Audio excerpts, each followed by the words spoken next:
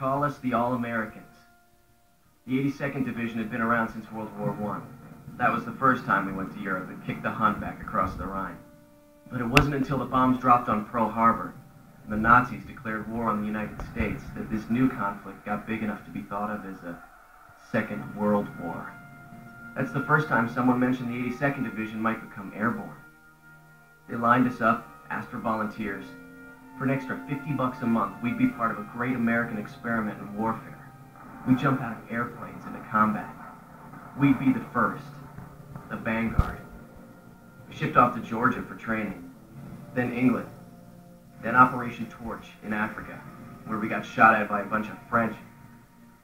Then, one day, the brass came out of the briefing tent and gathered their leaders.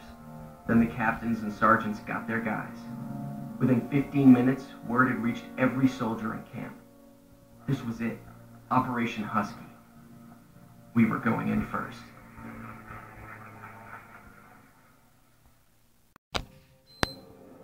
December 7th, 1941, 10 in the morning.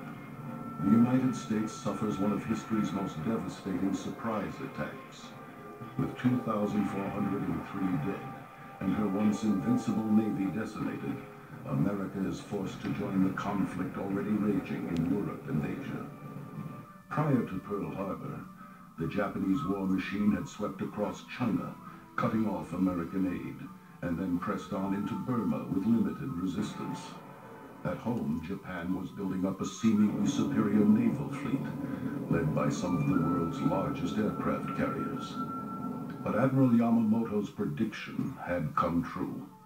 The aftermath of the Day of Infamy had indeed awakened the sleeping giant that was America.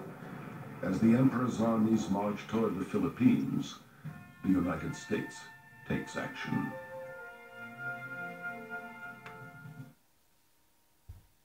With American armed forces now fully engaged in war, Japanese-occupied South Pacific islands are feeling the pressure. But hopes are crushed for a swift Allied victory in the Philippines. After a long, bloody battle, General MacArthur is ordered to retreat. Thousands of troops are left behind and forced to surrender. The enemy now controls the Philippines. MacArthur vows to return. In a bold offensive move, the United States prepares to land 10,000 troops on Guadalcanal, a relatively unknown island, where a strategic airfield is under construction by Japanese forces.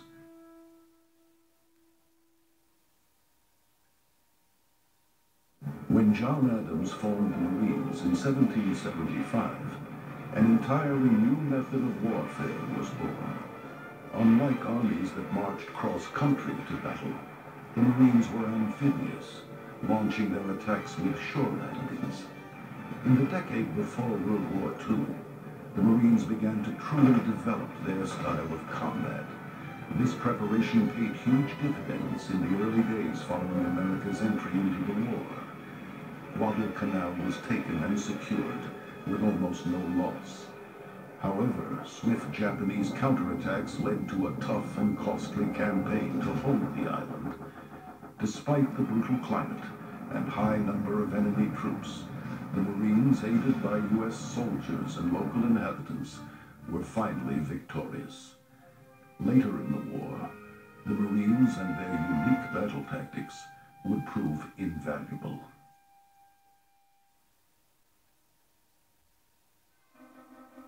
Seven months after joining the war, America's need for intelligence gathering and distribution was growing critical. Traditionally, these tasks had belonged to the Department of State. President Roosevelt sought advice from a trusted friend, William J. Donovan, a Medal of Honor recipient and veteran of the Great War.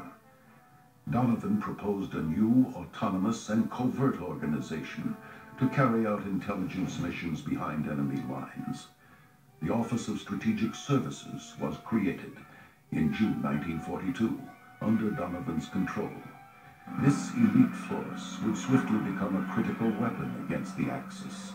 With units sent to every front, agents of the OSS were instrumental in many Allied victories. Along with successfully occupying much of the Pacific, the Japanese Golden Lily team began a systematic pillaging of Asian wealth. The team looted thousands of metric tons of gold and valuables from Chinese cities. The largest load was collected by General Yamashita after his conquest of Singapore, the repository of many hidden British and French assets. The one obstacle the Japanese faced was getting their hoard back to the homeland. At first, the enemy relied on naval transport. However, after Allied forces picked up on this tactic and began hitting the Emperor's navy hard, the Japanese began securing their treasure in underground mines.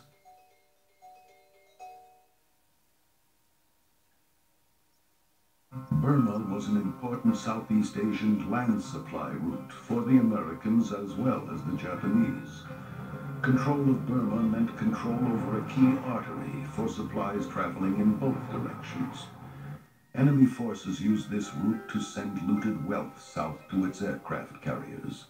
The United States depended on Burmese roads to lend support to the Chinese in their fight against Japanese occupation. The most successful form of transport to Burma was the railway system. The air routes were inefficient, and the sea belonged to the Allies. With the forced labor of slaves and prisoners, the Japanese laid track at breakneck speed, at a tragic cost of many lives. As the battles were fought in thick jungle, control of Burma changed hands several times. But finally, the Allies seized control.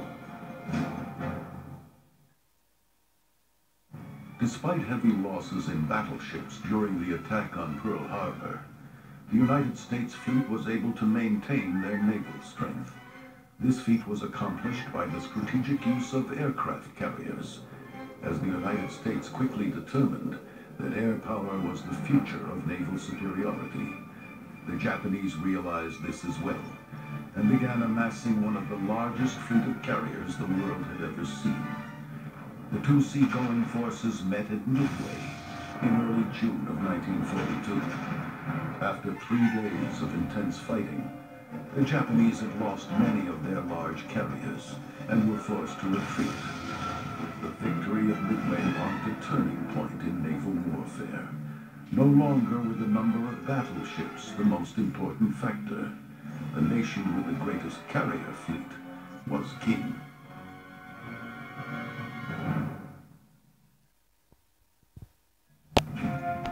In 1944, 2 years after General MacArthur had been ordered to leave 70,000 of his troops stranded, the United States would return to the Philippines.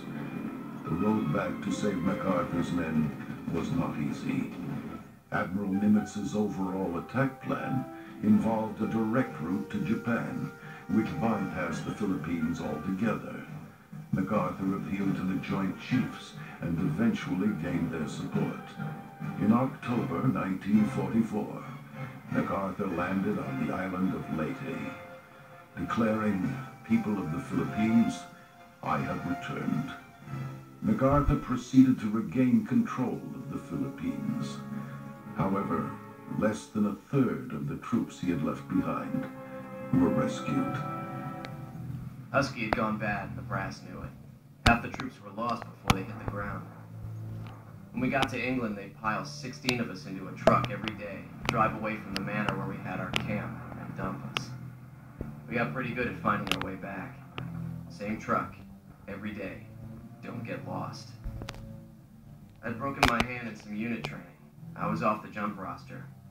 A few guys got assigned to the beach landings. I drew the AAAW, anti-aircraft artillery, glider drop. In Anzio, they found a diary from some German officer. He called the airborne devils, devils in baggy pants. Well, we're coming to France now, and the devils are gonna have their due. You're about to embark upon the great crusade toward which we have striven these many months. The eyes of the world are upon you. The hopes and prayers of liberty-loving people everywhere march with you. In company with our brave allies and brothers in arms on other fronts, you will bring about the destruction of the German war machine, the elimination of Nazi tyranny over the oppressed peoples of Europe, and security for ourselves in a free world. Your task will not be an easy one. Your enemy is well trained, well equipped, and battle-hardened. He will fight savagely. I have full confidence in your courage, devotion to duty, and skill in battle. We will accept nothing less than full victory. Good luck. And bless us all beseech the blessings of Almighty God upon this great and noble undertaking.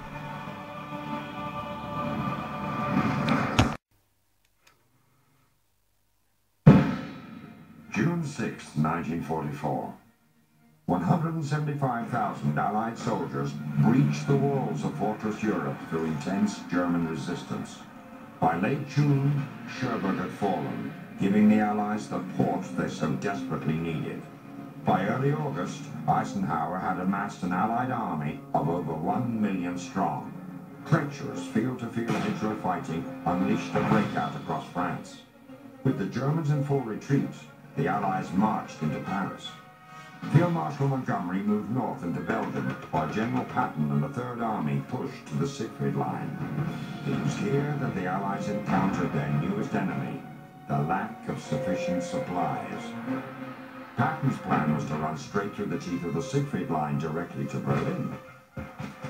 Monty had devised a daring airborne operation that had the potential of ending the war by Christmas.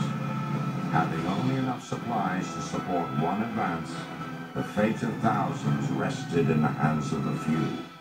With Allied superiority on land, sea, and air, what could go wrong?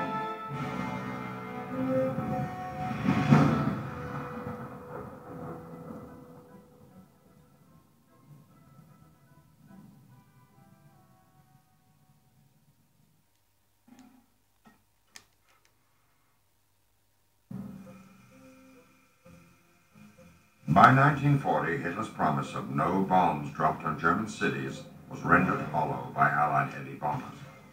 This drove home the reality that the Luftwaffe lagged behind the Allies in a number of areas. Field Marshal Goering needed an aircraft capable of shooting down Allied bombers before they had the chance to drop their payload on Germany, and this demand prompted the production of a revolutionary jet fighter different from any other aircraft Germany had produced before. This endeavor was named the 3x1000 project. It called for a heavy fighter capable of flying 1,000 kilometers distance at 1,000 kilometers an hour and with a 1,000 kilogram payload.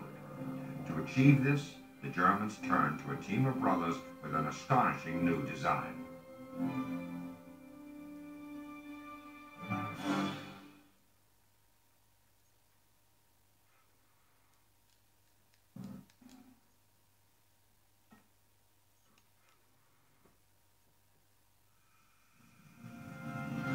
Allied infantry always welcomed the sight of a Sherman tank.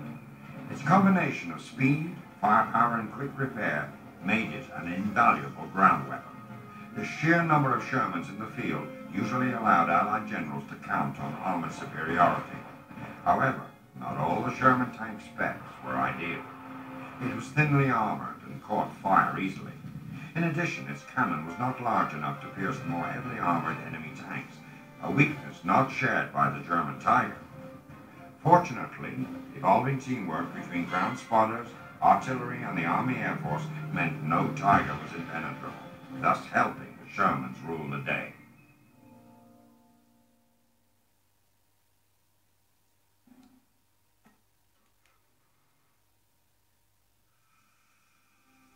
Devised as a joint airborne and ground campaign, Operation Market Garden was the largest airborne operation ever mounted. The planned market was to take and hold a series of roads and bridges across northern Holland, creating a clear path for Garden, an armored push to the border directly east of Berlin. Unfortunately, the German forces engaged there were not the exhausted troops the Allies faced in France. Crack panzer divisions lay in wait, trained to repel the assault. The Allied invasion was halted outside Nijmegen effectively cutting off more than 10,000 paratroopers dropped in Arnhem. Surrounded, the Allies battled on for 7 days, refusing to yield the north side of Arnhem Bridge to a superior force. Finally, when it was decided Market Garden could not succeed, the Allies fell back. 8,000 would be left behind. The Dutch would not see liberation for another 7 months.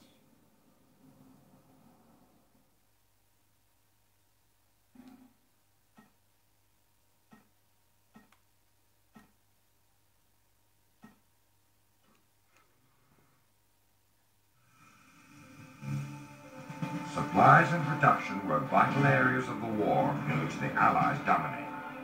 Relentless Allied bombing runs over Ruhr Valley factories resulted in an increasingly crippled German war machine. The political strafing of the railroads and rail yards left behind broken trains stalled on destroyed tracks. Without fuel, Germany's heavy weapons were useless. Its vaunted panzers immobilized and its planes grounded, the German infantry was left to carry on the fight alone.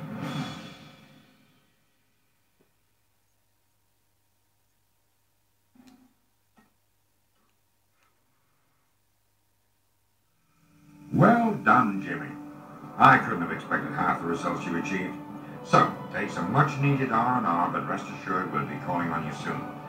With Germany's battle for Russia going poorly on the Eastern Front and our success on the Western Front, Germany is getting less sure and more dangerous by the day. Hitler is turning to projects that we hope never see the light of day. You'll be part of our continuing efforts, Patterson, so rest for now. We'll be in touch. We got a short leave in July. Most nights in a tent outside the same manor house north of London. A bunch of new recruits came in.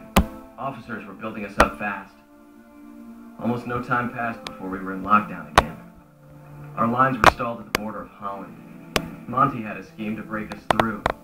Another Brit plan. At least the Brits were taking the heat this time, dropping 60 miles into enemy territory. We were 35 clicks in. We can do this. That's what we thought. Felt good to be back on the jump roster. This was the big one. I just might be home by Christmas. My name is Don Jensen.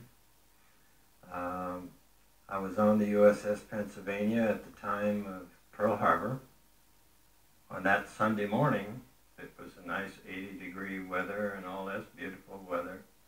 I had gone out to the deck, took the Sunday paper, and I sat there, and the minute a plane went by, it didn't even ring a bell.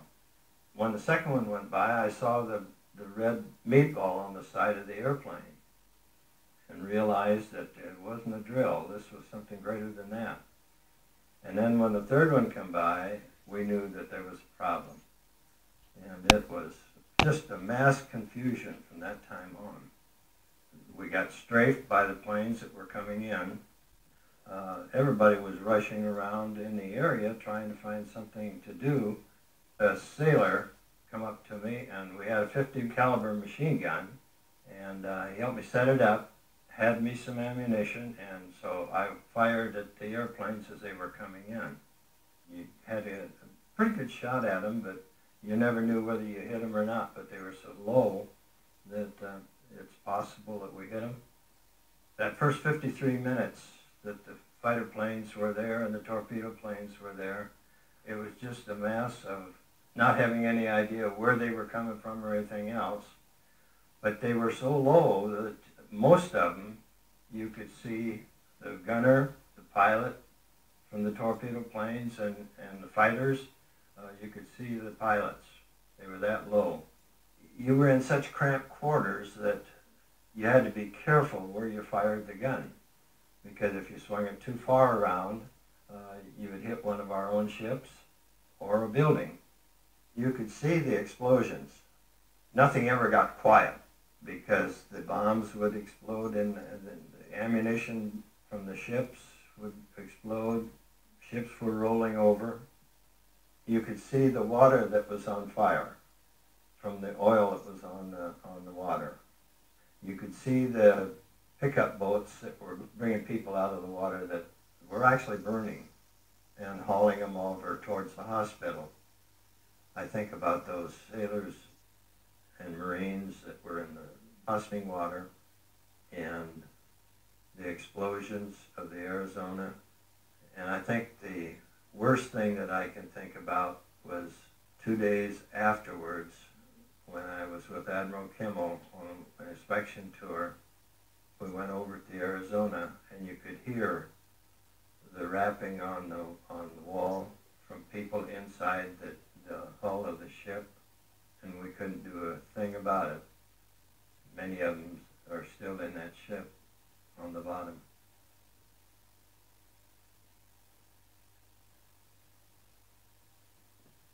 I suppose the most memorable was when I marched down and we thought that some planes that came over were our bombers, but they weren't, they were Jap bombers. And so we had to run like anything. And as we ran, down came some parachutes with food and a copy of the Tokyo Times talking about a great win the Japs had had, which they never did. We heard this sound, which obviously was a bombardment of some kind, and but we couldn't see. And so Solomon Marner came up to me and said, "Master, we saw too much Japan fleet come." I said, "Don't talk rubbish." I'd turned the radio on by then. I could hear all these American voices.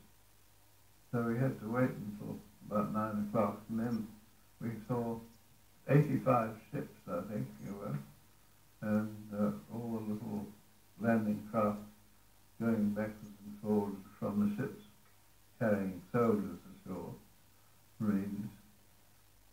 I got a note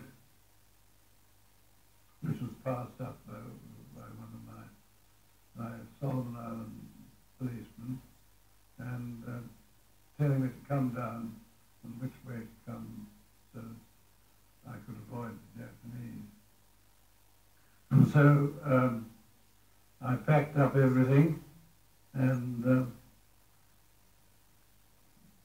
took my radio equipment down to Arla, which was the government station, and left it there, and then I went in and reported to the Americans. This Marine came up and shook me by the hand. I couldn't speak. Too overcome. That was the happiest day of my life.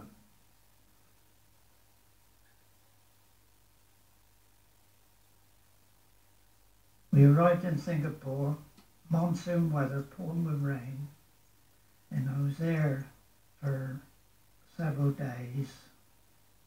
I was in the camp most of the time with the cookhouse, as I was sort of in with the charge of the water and with my other friend of mine that got killed, that died afterwards.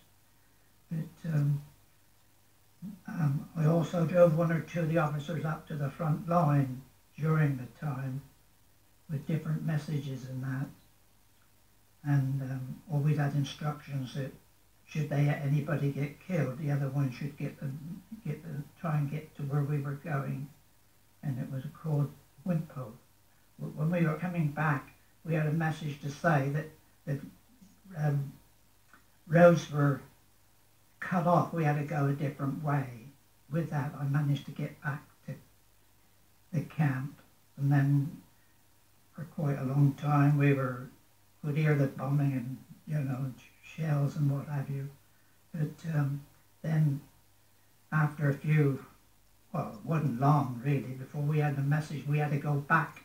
So we started going back to Singapore, and from day to day we went farther into Singapore. After we got over the bridge, we thought we might be all right, but we could hear the Japanese. We could even we could hear the shells coming over at us, and we could hear all their messages and that. Could hear them quite plain. So I knew they weren't far away.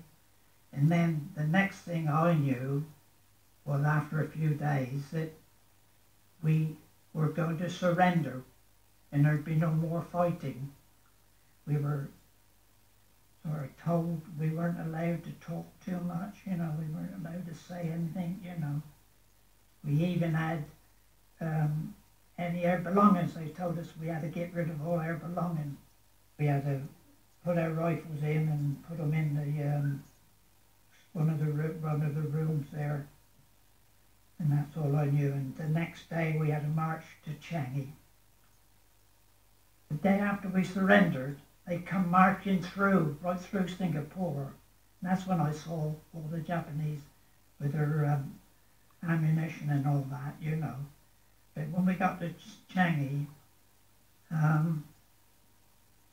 we were put in camps there, and we had all we had to eat then was rice, and that was full of maggots and God knows what terrible stuff it was. I think it was what they cattle feed, we called it.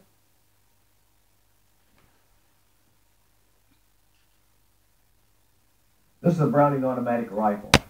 This was my favorite weapon. One like this was issued to me right out of boot camp. I carried this weapon basically through 4 campaigns. It's a full automatic weapon, 450 rounds per minute rate of fire. However, it did have a selector on it so that you could fire a single shot if you wanted to. Each one of these clips held 20 rounds. The ammunition belt loaded actually weighs more than the VAR does. It fired from an open bolt position. It had bipods on the front and had a butt rest here in the back and a shoulder rest here. However, as soon as we got on Guadalcanal, we realized that since this weapon had been designed during World War I as a trench warfare weapon, we didn't need these bipods on front, and so these were discarded. This weapon weighs 21 pounds, 7 ounces unloaded. Now it seems like it weighs twice that much. I don't know how I ever carried this thing through those 4 campaigns through the jungle and so forth, but it's very heavy to try to fire from the shoulder. We just normally fire it from the hip position like this. I think the Japanese feared this weapon more than anything else, even more so than our machine guns. Why? Because our machine guns were stationary. They could usually figure out about where the machine guns would be. They would be in a prominent location up front, or maybe in the rear behind sandbags, and they were easy to spot. But a VAR-man could be anywhere where the riflemen were. The Japanese tried to draw the fire from the Browning automatic riflemen first, so they could find out where they were. And we had to use discipline. Normally, we did not answer their first attacks. We let the riflemen take care of it. We held our fire with these weapons until they came charging at us, or unless we were approaching an area, we knew there were some Japanese hiding in some bushes or camouflage, then we could take this weapon and spray the area. The Marine Corps decided that since this weapon was so effective, they gave every 4th man one of these weapons. It increased our firepower tremendously. I got into a few firefights with this, and I'm awful glad I had it. One time I had to fight my way out of an ambush, whereby myself and another BAR-man was advancing across an open area when we were ambushed by a Japanese officer and 4 men nearby. They could see us, but we could not see them. And when they opened fire, they killed the man next to me, and I had to shoot my way out of the ambush. I might not have survived if I hadn't had this.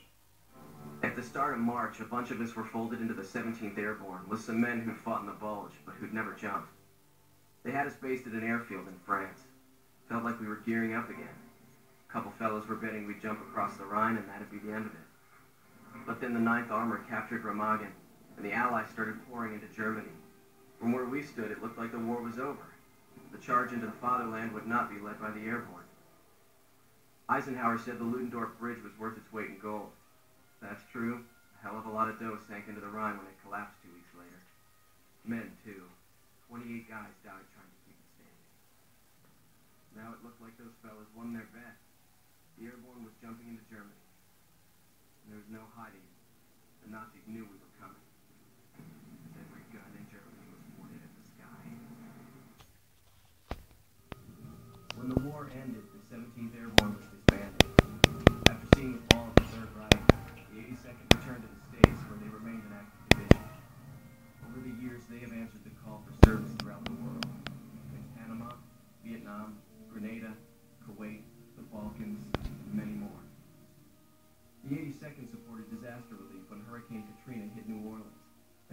civilian conflicts in Iraq beginning in 2004. They are deployed there still. They call us the All-Americans, but we can fight for America, for freedom, or for democracy. Awesome. Together, the Allies didn't fight for anything. What we fought against defined us. We fought against tyranny, cruelty, and oppression. The government's